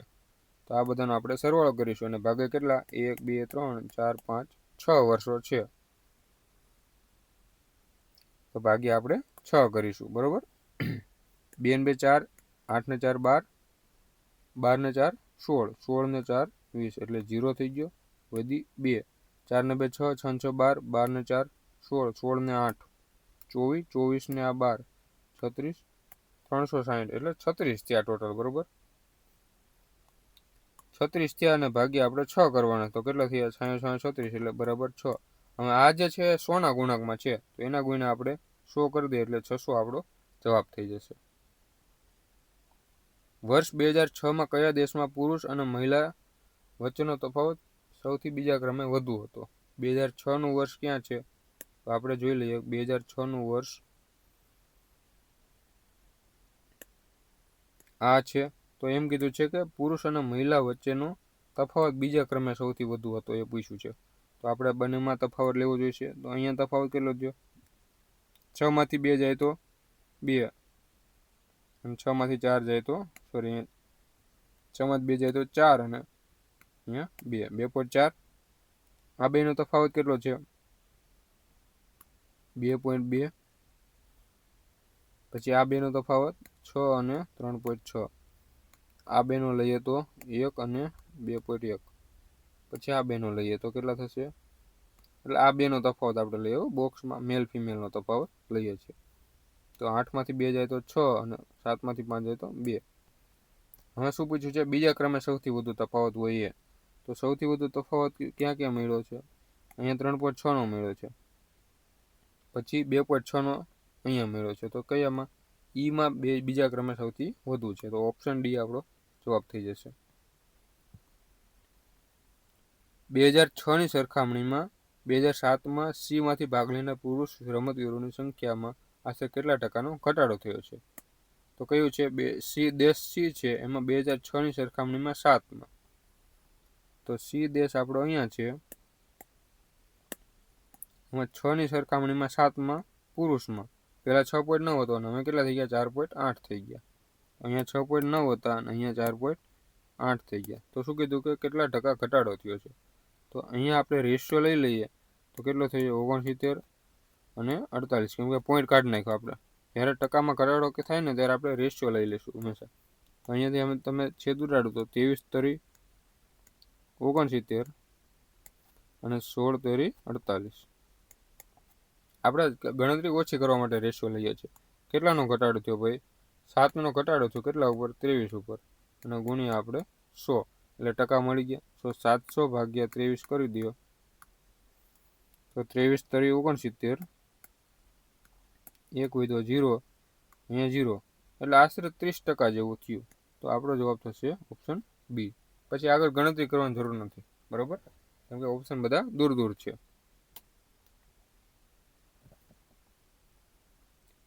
નેક્સ્ટ જોઈએ, 35મો બાકી છે. 2009માં ઈ-માંથી ભાગ લેનાર મહિલા રમતવીરોની સંખ્યા. જેટલું આપ્યું ને એટલું જોઈ લેવાનું. 2009માં ઈ-માં 2009માં ઈ-માં મહિલા રમતવીર કેટલી છે? આ ઈ છે ને આપણી 9.2 છે. એ આપણી 9.2 છે. પછી શું કીધું? 2008માં બી-માંથી ભાગ લેનાર કુલ રમતવીરો. તો 2008માંથી બીમાં 2008માંથી બીમાં તો આપણું 2008 છે અને બીમાં ટોટલ કેટલા છે? આટલા છે. તો 11 ને 8 19 અને 19 4 ને 4 8, તો 19.8 છે. રમતવીરોની કુલ સંખ્યાના આશરે કેટલા ટકા? એટલે 92 જે છે આના કેટલા ટકા છે એમ પૂછ્યું છે.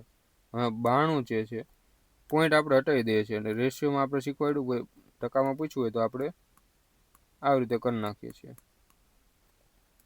હવે ઓપ્શન તમે જુઓ, બધા ઓપ્શન દૂર દૂર છે. 198 છે, એના 50% હોત, 50% હોત ને તો કેટલા હોત ભાઈ? 198 ના અડધા એટલે 99 હોત ઉપર અંશમાં, તો 50% થાત. પણ આ 99 થી નાની સંખ્યા છે, એટલે 50%થી થોડીક નાની સંખ્યા છે એ આપણો જવાબ. તો 46% જવાબ થઈ જશે. આપણે બીજી કોઈ જ ગણતરી કરવાની જરૂર નથી, એમને ડાયરેક્ટ આપણે જવાબ ટીક કરી શકીએ છીએ.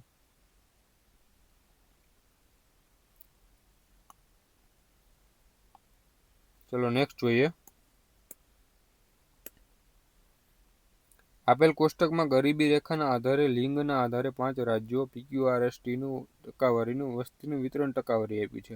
હવે અભ્યાસ કરો કોષ્ટકનો અને નીચેના પ્રશ્નનો જવાબ આપો. અહીંયા શું કીધું કે ભાઈ ગરીબી રેખા નીચે જીવતી વસ્તી જે છે એ ટકાવારી આપી છે, એટલે આ 35% છે, આ 25%. એટલે પીની જે વસ્તી હશે ને એના 35% ક્યાં છે? ગરીબી રેખા નીચે.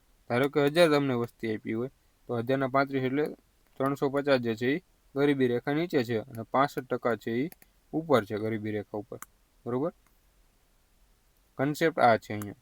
પછી એવું નહીં કરવાનું કે અહીંયા 5 ને 6 11 છે અને અહીંયા 7 ને 6 13 સરવાળો કરી નાખે, એવું નથી. હવે એમ કીધું છે કે એસની કુલ વસ્તી 7 મિલિયન હોય. એસની કુલ વસ્તી આ જે છે એ 7 મિલિયન છે. હવે અહીંયા એક વસ્તુ યાદ રાખજો કે 1 મિલિયન એટલે કેટલા થશે? 10 લાખ થાય. આ થઈ ગયા 1 લાખ ને આ 10 લાખ થઈ ગયા. બરોબર, 1 મિલિયન એટલે 10 લાખ થાય. તો આપણે એ યાદ રાખવાનું છે. અહીંયા 7 મિલિયન વસ્તી આપી છે. હવે જવાબમાં પણ આપણે મિલિયનમાં છે, તો આપણે જે 0060 લખવા પડે એ નહીં લખીએ, ખાલી મિલિયન આપણે રમીશું. હા, તો તે રાજ્યમાં ગરીબી રેખાથી ઉપરથી જીવતી મહિલાઓની સંખ્યા કેટલી હશે? હવે 7 મિલિયન છે, એમાં 19% જે છે એ ગરીબી રેખા નીચે છે. હવે તમને પૂછ્યું છે ગરીબી રેખાથી ઉપર જીવતી મહિલા, તો ગરીબી રેખા 19% આટલા છે, તો 81% ક્યાં હશે? ઉપર હશે. તો 7 મિલિયન છે એમ આપણે થોડીક વાર સાઈડમાં રાખી દઈએ, એને 81% જે છે ને ગરીબી રેખા ઉપર છે. તો આ થઈ ગઈ કેટલી? જે ગરીબી રેખા ઉપર છે એ. હવે એમાં સ્ત્રી અને પુરુષનું પ્રમાણ કેટલું છે? આ જે વસ્તી છે ને એમાં સ્ત્રી અને પુરુષનું પ્રમાણ કેટલું છે? આટલું છે. તો એનો મતલબ શું થયો? ભાઈ ટોટલ 7 હોય તેમાં 3 ભાગ સ્ત્રીના છે અને 4 ભાગ પુરુષના છે. તો મહિલાઓની સંખ્યા અમને પૂછી છે, તો મહિલા કેટલી છે? 3/7 છે ટોટલમાંથી. તો આ વસ્તીને આપણે 3/7 કરો એટલે શું આપણને મળી જાય? મહિલા. તો 7 કેન્સલ થઈ ગયું એટલે કેટલા થઈ ગયા? 8 તરી 24 એટલે 243 અને ભાગ્યા 100. મિલિયન તો આપણે સાઈડમાં રાખ્યું હતું એટલે કેટલા થઈ ગયા? 2.43 મિલિયન. આ ડીએ તમે કોઈ આવા દાખલા તમને કોઈ કરાવ્યો નથી ને એટલે તમને ઘરે રાખે, બાકી આ દાખલામાં કાંઈ છે નહીં. હવે એમ કીધું છે કે જો પી રાજ્યની કુલ વસ્તી 2.2 મિલિયન હોય, રાજ્ય પી છે એની 2.2 મિલિયન આપી છે કુલ વસ્તી, તો રાજ્યમાં ગરીબી રેખા નીચે જીવતી મહિલાઓની સંખ્યા અને ગરીબી રેખા ઉપર જીવતા પુરુષોની સંખ્યાનો સરવાળો પૂછ્યો છે. ગરીબી રેખા નીચે કેટલા? 35% છે. તો પહેલાં તો આપણે આ જોઈ લઈએ ભાઈ 2 મિલિયન હતી, 2.2 મિલિયન, એના કેટલા 35% છે એ ક્યાં છે? ગરીબી રેખા નીચે. હવે એમાંય મહિલાઓની સંખ્યા પૂછી છે, બરોબર. તો એમાં મહિલાઓ કેટલી છે ભાઈ? ટોટલ 11 છે, એમાંથી 6 મહિલાઓ છે. તો 6/11 આ આપણને મળી ગઈ ગરીબી રેખા નીચેની મહિલાઓ. પછી શું કીધું છે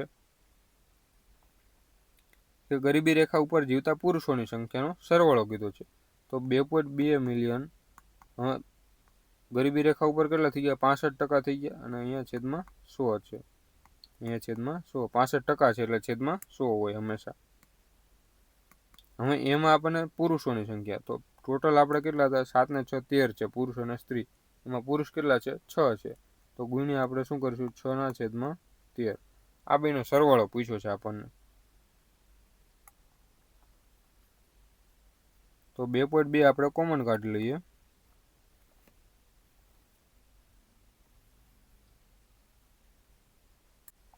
કોમન નથી કાઢવા, કેમ કે છેદ ઉડે છે, તો છેદ ઉડાડી દઈએ. કેમ કે અહીંયા 11 દુ 2 થાય છે. પોઈન્ટ છે એટલે છેદમાં 1 10 લખી નાખીએ. હવે કરીએ તો 35 દુ 70 થાય.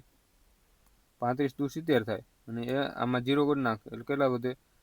7 વધ્યા. 7 6 42 અને ભાગ્યા 100 એટલે 0.42 આપણે પહેલો જવાબ આવ્યો. અને આનો તમે છેદ ઉડાડો તો 13 × 5 = 65 થાય. અને અહીંયા 22ના છેદમાં આપણે શું લખી શકીએ? 10. તો અહીંયા આપણે શું લખશું? 2.2 હતું એની જગ્યાએ આપણે 22ના છેદમાં 10 લખ્યું છે, બરોબર.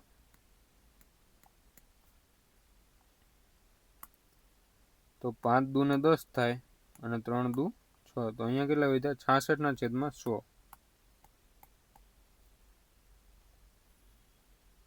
એટલે કેટલા થઈ ગયા? 0.66. તો આ વધ્યા 0.44 અને 0.66. એ બેનો સરવાળો પૂછ્યો છે. તો 0.44 + 0.66. 6 4 10 ની 0 વધી 1, 6 4 10 ને 1, 11 નો એકડો અને વધી 1 એટલે 1.10 મિલિયન જે છે આપણો. કેમ જવાબ ના આવ્યો? એ ગણતરી ભૂલ કરી છે, જોઈ લઈએ. કેટલી વસ્તી 2.2 મિલિયન હતી? ગરીબી રેખા નીચે જીવતી 35%. એમાંથી 6/11 ગરીબી રેખા નીચે જીવતી મહિલાઓ. તો 6 છે, 6/11 એટલે 0.42. ફરી વાર આપણે ગુણાકાર કરી લઈએ, કંઈક છેદ ઉડાડવામાં ભૂલ કરીએ છીએ. 2.2 એટલે 22ના છેદમાં 10 લખું છું. ગુણ્યા 35% એટલે 35ના છેદમાં 100 ગુણ્યા 6/11. તો આનામાં છેદ ઉડાડીએ તો 11 દુ 22 અને 35 દુ 70 અને 420 ભાગ્યા 1000 એટલે 0.42 વધે છે. 44 નથી વધતા, બરોબર. આપણે ત્યાં ભૂલ કરેલી, તો ત્યાં આપણે સુધારી દઈએ. તો અહીંયા 0.42 વધે છે. અને આના કેટલા વધ્યા હતા? 0.66 વધ્યા હતા. તો 0.42 અને 0.66 નો સરવાળો કરવાનો છે. 6 2 8, 6 4 10 ની 0 વધી 1, 1.08 મિલિયન આપણો જવાબ થઈ જશે.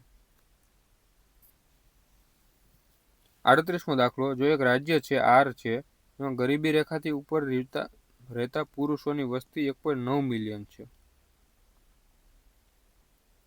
એટલે કે આર જે છે, આપણે બીજું કાઢી નાખીએ, ખાલી આર ઉપર ફોકસ કરીશું. આર ક્યાં છે? અહીંયા છે આપણે. હવે એમાં એમ કીધું છે કે ગરીબી રેખા ઉપર રહેતા પુરુષોની વસ્તી 1.9 મિલિયન છે. ગરીબી રેખા ઉપર રહેતા પુરુષો, તો આ જે પુરુષો છે બેની કિંમત આપણને આપી છે કેટલી? 1.9 મિલિયન છે. તો આરની કુલ વસ્તી કેટલી હશે? હવે જે બેની કિંમત 1.9 હોય તો 3ની કિંમત કેટલી થશે? કેમ કે આ જે છે એ આપણને રેશિયો આપ્યો છે, બરોબર. તો 2ની કિંમત 1.9 હોય, 2 બરાબર 1.9, તો કેટલા? 3 બરાબર કેટલા થશે? 1.9 ગુણ્યા 3 અને એના ભાગ્યા 2. 1.9 ગુણ્યા 3 કરીએ એટલે 19 57, 5.7 ભાગ્યા 2 થશે. એ શું મળ્યું આપણને? ગરીબી રેખા ઉપર જીવતી વસ્તી એ મિલિયનમાં મળશે. એટલે એ કેટલી મળી આપણને? 5.7 ભાગ્યા 2 મિલિયન. હવે એ વસ્તી છે એમાં તમે આરમાં તમે જુઓ તો આ 24% ગરીબી રેખા નીચે હતી. તો ઉપર કેટલી હશે? 76% છે એ ગરીબી રેખા ઉપર હશે. તો 76%ની કિંમત આપણને કેટલી મળી? 5.7 ભાગ્યા 2. તો 100% ને આપણને પૂછ્યું છે કુલ વસ્તી, તો કુલ વસ્તી આપણે કેટલી હતી? 100% હતી. તો 100% બરાબર શું થશે? 5 એટલે આપણે 17/20 લખી નાખીએ, ગુણ્યા 100 કરી દઈએ અને ભાગ્યા 76 કરી દઈએ. 19 ચોક 76, 19 તરી 57, 20 પંચા 100 એટલે 5 તરી 15 ભાગ્યા 4.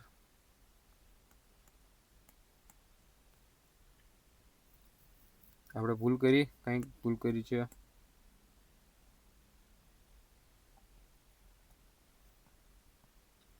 સોરી, અહીંયા આપણે 3ની કિંમત પણ 3ની નથી જોવાની. શું કામ? કે ભાઈ આ તો આપણને શું મળ્યું? સ્ત્રી મળી. પુરુષો આટલા તો સ્ત્રી આટલી, એટલે આપણે શું કરીશું ભાઈ? ડાયરેક્ટ 5ની કિંમત શોધીશું. કેમ કે ટોટલ કેટલા છે? ટોટલ પુરુષ અને સ્ત્રી અહીંયા રેશિયોમાં 5 છે. તો 5ની કિંમત શું હશે? તો 9.5 ભાગ્યા 2 થશે. બરાબર? એટલે 76%ની કિંમત આપણને શું મળી?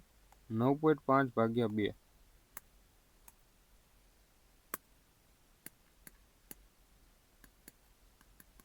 9.5 ભાગ્યા 2 છે. તો 100ની કિંમત કેટલી? 100% એટલે કેટલા? એ આપણને પૂછ્યું છે. તો 9.5 એટલે 95 ભાગ્યા 20 લખું છું, ગુણ્યા 100 લખું છું અને છેદમાં 76 લખું છું. હવે છેદ ઉડાડો તો હવે જવાબ આવી જવો જોઈએ. 19 ચોક 76, 19 પંચા 95, 20 પંચા 100. તો કેટલા થઈ ગયા? 25 ભાગ્યા 4. તો 25ના અડધા કેટલા થશે? 12.5 અને 12.5ના અડધા 6.25. 39મો પ્રશ્ન જોઈએ. જો એક રાજ્ય પીમાં ગરીબી રેખા નીચે જીવતી મહિલાઓની સંખ્યા 2.1 મિલિયન છે, તો તે જ રાજ્યમાંથી ગરીબી રેખા ઉપર જીવતા પુરુષોની વસ્તી કેટલી હશે? આ દાખલો હું હોમવર્કમાં આપું છું. સેમ આ રીતે કરવાનો છે. બરાબર? અને કોમેન્ટમાં તમારે જવાબ આપવાનો છે. જો ના થાય તો તમે ગ્રુપમાં સેન્ડ કરી દેજો, આપણે સોલ્વ કરી આપીશું. આપણું ગ્રુપ છે મેથ્સ મેન્ટોર, એમાં મોકલી દેજો એટલે આપણે સોલ્યુશન આપી દઈશું. 40મો દાખલો જોઈએ. જો ક્યુમાં ગરીબી રેખા નીચે જીવતા પુરુષોની સંખ્યા 2.4 મિલિયન હોય, તો ક્યુ છે એમાં ગરીબી રેખા નીચે જીવતા પુરુષ આપ્યા છે. તો આ આપણું ક્યુ છે. એમાં ગરીબી રેખા નીચે જીવતા 2.4 મિલિયન છે. પછી શું કીધું? તો અને રાજ્ય ટીમાં તે સંખ્યા 6 મિલિયન હોય. રાજ્ય ટીમાં તે સંખ્યા 6 મિલિયન, એટલે ટીમાં જે ગરીબી રેખા નીચે જીવે છે, એટલે આ બોક્સની વાત થાય છે, એ આપણને 5ની કિંમત આ કેટલી આપી છે? 6 મિલિયન આપી છે. તો શું કીધું છે? કે ક્યુ અને ટીની કુલ વસ્તીનો ગુણોત્તર કેટલો હશે? 3ની કિંમત આટલી હોય તો ટોટલ આપણે કેટલા છે? ગરીબી રેખા નીચે 8 છે.